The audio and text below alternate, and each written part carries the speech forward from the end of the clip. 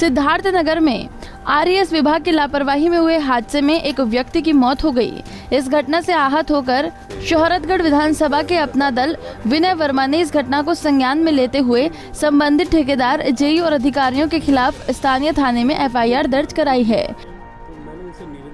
वहीं जिले के जिम्मेदार अधिकारियों पर गंभीर आरोप लगाए हैं। बता दें कि 2 दिन पहले धेंसा तनकार में ट्रॉली पलटने से एक व्यक्ति की दर्दनाक मौत हो गई थी। दरअसल जोगिया थाने में धेंसा नानकार में मौजूद नाले की पुलिया पूरी तरह से क्षतिग्रस्त हो गई थी। इसकी मरम्मत के लिए करीब 8 महीने से काम चल रहा था। पुलिया के निर्माण को लेकर भुगतान भी हो चुका है, लेकिन धरातल पर इस नवनिर्मित पुलिया का सिर्फ ढांचा ही तैयार है, जिसकी वजह से ग्रामीणों को आने जाने में काफी दिक्कतों का सामना करना पड़ता है। हद तो ये है कि विभाग ने ग्रामीणों के आवागमन के लिए कोई सबवे भी नहीं बनवाया है।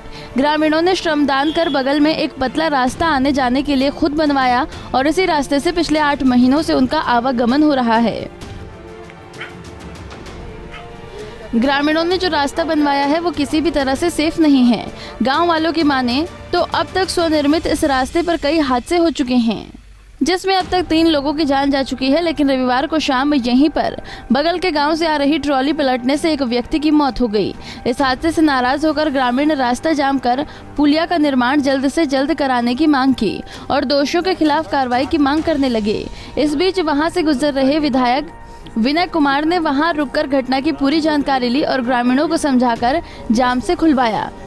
इसके साथ ही नवनिर्मित पुलिया के निर्माण में देरी से नाराज विधायक ने स्थानीय थाने में ठेकेदार और अधिकारियों के खिलाफ मुकदमा दर्ज कराया। तो वहीं विधायक विनय वर्मा ने जिले के अधिकारियों पर आरोप लगाते हुए कहा कि जिले के अधिकतर अधिकारी भ्रष्टाचार में डूबे हुए हैं और अपने कर्तव्यों का निर्वहन सही से नहीं कर पा रहे। उन्होंने कहा कि यहाँ के अधिकारियों की मनमानी का अंदाजा इसी से लगाया जा सकता है कि जनहित में कामों की जानकारी भी वे स्थानीय विधायकों को नहीं देते। ये सर घटना हुई थी, एक टाली वाले थे, भूसा बना के आ रहे थे और टाली कट्टर पलट गई। हाँ सर, एक साहनी थे, राहुल साहनी की मौत। ये सर लगभग 8 महीना हो चुका है। हाँ जी, नहीं जी सर, आते हैं एक दिन काम करते, चुनाव के पहले काम किए हैं, चुनाव के बाद कोई ताकता नहीं है। यहाँ पे ये जो बगल में इधर जो सब बात बल्ली लगी हुई है, यहाँ लोगों को रोका गया है, ये मतलब बैरिकेडिंग जो की गई है, ये कब हुआ है? ये सर जब कल रात में घटना हो गया है, जब हम लोग गोरखपुर मार्ग, बलरामपुर मार्ग जो सोहरगढ़ के लिए गया है, इसको हम लोग जाम किए थे। तो एसडीएम महोदय, डीएम महोदय आए थे, वो ये कल लगवा दिए हैं 4 बजे शाम को। ये बगल में जो बाईपास बना है, जहाँ से लोग आ रहे हैं, जा रहे हैं। मैं रात के 12 बजे के आसपास सौरतगढ़ से आ रहा था, 11:30-12 बज रहे होंगे सौरतगढ़ से। तो मैंने देखा धांसा में इतनी जाम लगी हुई थी। कपिल वस्तु में आता है, सिर्फ मुझे नौगढ़ आना था। तो मुझे रात पे जैसे ही मैं पहुंचा तो मैंने वहाँ पूरा जाम के चक्कर में मैं रुका और यहाँ देखा कम से कम 400-500 पुलिस वाले लगे होंगे। गांव हज़ारों की संख्या में पूरा गांव जुटा हुआ था।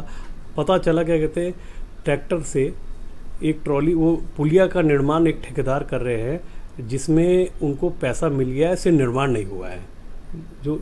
और वो बच्चा वहाँ पर 22 साल का, उसकी मृत्यु हो जाती है। ट्रैक्टर वो गड्ढे के अंदर आ जाता है, जो लोग गांव वाले बता रहे थे।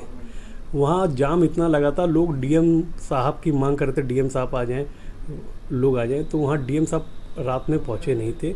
मौके पे मैं पहुँचा और मौके पे वहाँ पहुँचने के बाद मैंने उनसे ये बोला, देखिए ये मेरे विधानसभा में नहीं है, सिर्फ हम लोग सब एक शरीर हैं भाई, कहीं किसी के साथ भी दुर्घटना हो सकती है। तो ये मैं इस समय विधायक सौरतगढ़ जरूर हूँ, सिर्फ जनता कहीं की भी हो, ये हमारी मंडल में आ रहा है तो मैं मौके पे हूँ। तो मैंने बोला मैं माननीय विधायक जी से बात कर लूँगा और अभी मैं ये कहता हूँ ये जाम कर। तो उन्होंने बोला नहीं सर, डीएम साहब को और सबको अवगत करवाया गया है। यहाँ जो अधिकारी हैं, मैं आपको इसकी कॉपी भी दिखा रहा हूँ आपको। रात ही में मैंने मुकदमा, वहाँ एसडीएम पहुँचे और एसओ पहुँचे और कई थाने की पुलिस फोर्स पहुँची। उसके बाद मैंने सबसे ये बोला, भाई देखिए आप लोगों के बीच में हम लोगों को रहना है। लोगों ने डीएम की मांग करी, डीएम आ जाए। तो मैंने उनसे निवेदन करा, लोग इसके यहाँ के इतने अच्छे हैं, वो लोग मान गए। सिर्फ यहाँ के जो सबसे ज़्यादा आप देखिए जो कार्रवाई होनी भी चाहिए यहाँ के ठेकेदार पे होनी चाहिए। ये लोग सब पेपर वर्क में काम कर रहे हैं और किसके साथ मिलकर कर रहे हैं, एक्सएन, जेई, ये सब।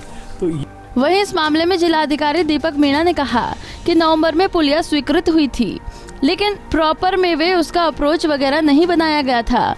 वहीं ग्रामीणों की शिकायत पर एफआईआर दर्ज कराई गई है। जो भी दोषी पाए जाएंगे उन पर कार्रवाई की जाएगी। नहीं, देखिए, इसमें पुलिया नवंबर में स्वीकृत हुई थी और जिसका कार्य चल रहा है, पर गांव वालों में ये आक्रोश था और उन लोगों ने ये कहा था कि इसके आसपास जो सही से अप्रोच रोड का है उसका कार्य करवा लें जिससे दुर्घटना ना हो।